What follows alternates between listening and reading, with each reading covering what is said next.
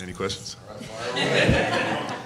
Aaron, given how much you've improved on your three-point shooting over a calendar year, how rewarding was it to get that shot, and just for this team, how you guys have stayed connected?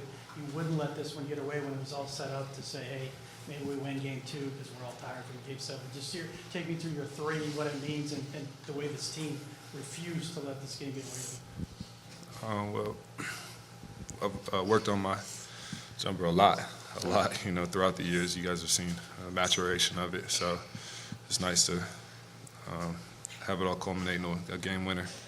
But it really comes down to my teammates, like Russ making a great play and finding me in transition and in rhythm, on time, on target. So it helps when you have a Hall of Fame passer passing to you. But, we just didn't want to miss the moment. We didn't want to miss the opportunity. We knew if we waited, it may be too late. So I'm glad we showed our, mettle, but our grit, but we're not satisfied. How loud did you guys cheer when he made that shot? We cheered like a lot. I bet. He was popping his jersey. Aaron, Coach Adelman called you the soul of this team. What does that mean to you? I think we have a really soulful group. I think a lot of guys out there just are leaders. We have a lot of leaders, and we guys that have really high character guys and guys that want to win, and guys that play for the right reasons. So when you bring everybody together that has that same mindset and has that same soulful approach to the game, you get something special. Aaron, Coach Adelman keeps mentioning that he thinks you guys are an honest locker room, but also that you've become one over the course of the year. Do you agree with that? An honest locker room? Honest with each other, having tough conversations with each other, and he said it allows him to just kind of focus on coaching and schematics. Absolutely. We hold each other accountable, and we have high IQ guys on this team and high character guys on this team. So when we're speaking to each other, it comes from a place of experience, knowledge, wisdom, and compassion. And it just allows DA to just focus on the X's and O's and some of the pep. Is it something you guys have gotten better at in the last month? Yeah, we've been able to communicate, but we don't got no punks on this team. When the Thunder went on their run in the past against other teams, that's normally when they try to put teams away, but y'all were able to withstand it. What were you telling yourselves to be able to keep yourselves in the game and make that second half charge? We've been through a lot, this group, and we've come from behind to win in plenty of games. It's not necessarily what we try and do or what we want to do, but we know that we've been in that position before and we can do it. So we saw the time and we saw the score, and we know what we were trying to accomplish, and we got it done tonight. Russ kind of touched on that, and so did CB, about this team being there before. Russ talking about you guys won the championship obviously before he got here, but these moments not being too big. Can you sense that that's an advantage you have against a younger team in this case? Yeah, we know what it takes. We know what it takes to get there, to get to that mountaintop, to get over the hump. And on the contrary, we know if we're not giving what it takes, if we're not doing what we need to be, if we're not holding ourselves to the standard of championship level. 3 more, Kids, go ahead. Christian was saying I'm sorry. Christian was saying how you pretty much live in the gym. You have one, right? Yeah. How often do you shoot at your gym versus like the Nuggets gym and all that and practice yourself? Pretty much every day. Along those lines, after all the work you've done at home and in the gym, wherever, when that shot leaves your hand, do you know it's in? And how would that compare to, say, a year ago when you tried to take that shot?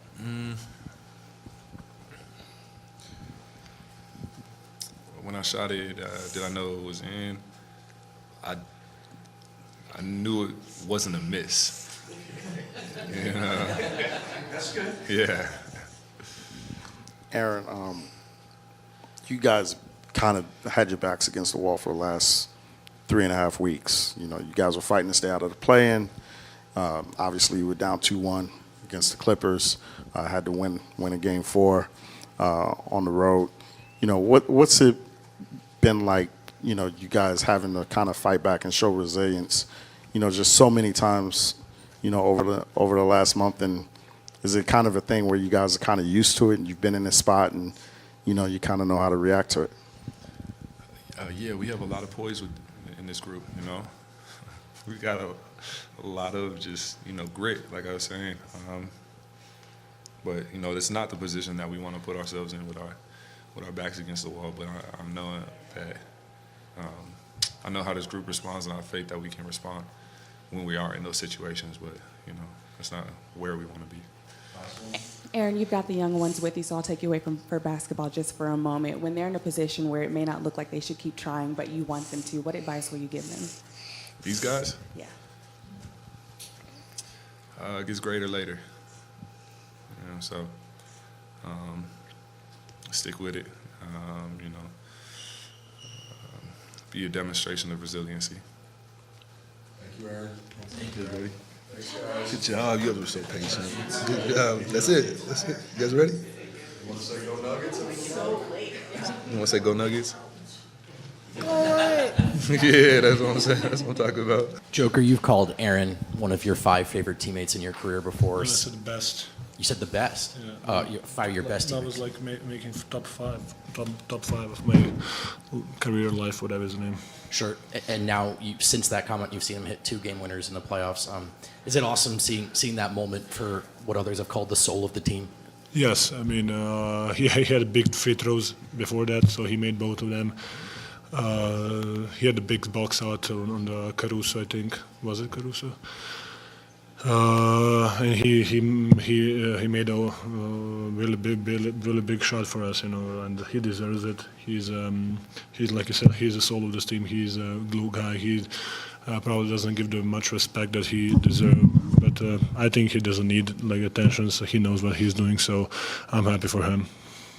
Nikola, CB and Russ and asked AG about you guys having been here before. How much does experience play into being able to stick with it through the game, and certainly in those last 2 minutes as time's winding down? I mean, I think most of the nights we are, like I said, finding the way. Of course, we have games and nights that we are not doing that, and don't look like that. But I think, generally looking, we know how to. At least we get the shot what we want, whatever. Even against the team, they're playing really, really good on defensive end. So we've been, yes, like the guy said, we've been through this, and we've been in this situation. So. Going back to Aaron just for a second, Nikola, given everything that he's been through in the past year, what can you say about him as just a human being? I mean, he's great, you know. He told me he's gonna visit me in Serbia, and he showed up. I was like, whoa, there he goes. He's my good friend, of course. We share a lot of stories, we share a lot of emotions together. So he's a great person, great guy. And then your game tonight, how did you learn as the game evolved what Oklahoma City was doing defensively against you? I mean, they were definitely coming, you know. I think I had like 4 or 5 block shots. So they blocked my shots 4 or 5 times. They steal all the balls. They were aggressive, you know. That's what they do. They're playing passing lanes. They are. I mean, maybe I was not cautious. Maybe I was just playing loose. But I just needed to be aggressive, and I think I did it the best of my capabilities. It felt like, I mean, you were in foul trouble, sort of. There was flagrant fouls, and you're battling and scratching, but you never lost your composure. You didn't, and you and this team never let this game get away from you. How were you able to stay calm in the moment, as it looked like a few times? You know, the crowd's going crazy, it's spinning out of control.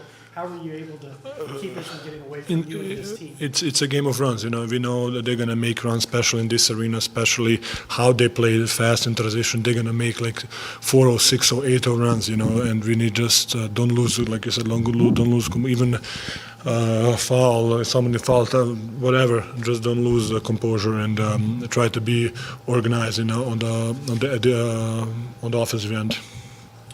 Joker, kind of building off that, they were chanting free throw merchant at you. I'm curious what you thought of that, and how much do you rely on your experiences in Serbia? I've heard you say crowds here don't bother you. To be honest, I didn't hear that, but that's kind of funny.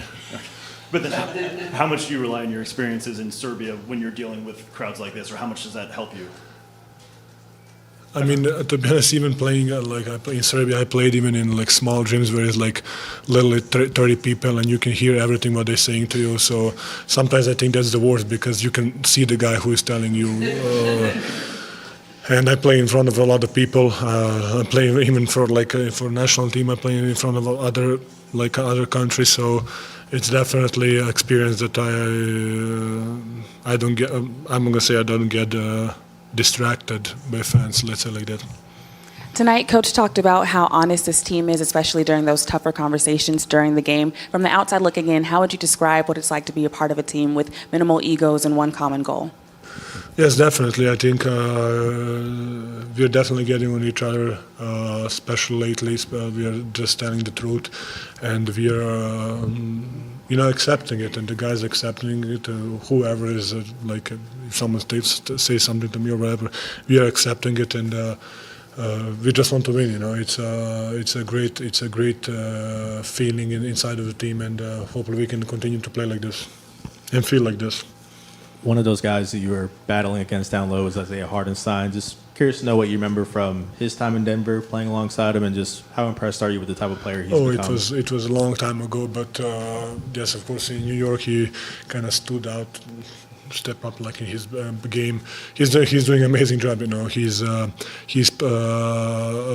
knows where to be. He's always there. He's attacking the offensive glass. He's sending great screens to open guys up. He has a really good touch, floater, whatever is how much that is? 16 feet. Is that whatever is the floater area? I think he developed himself to be a really good player.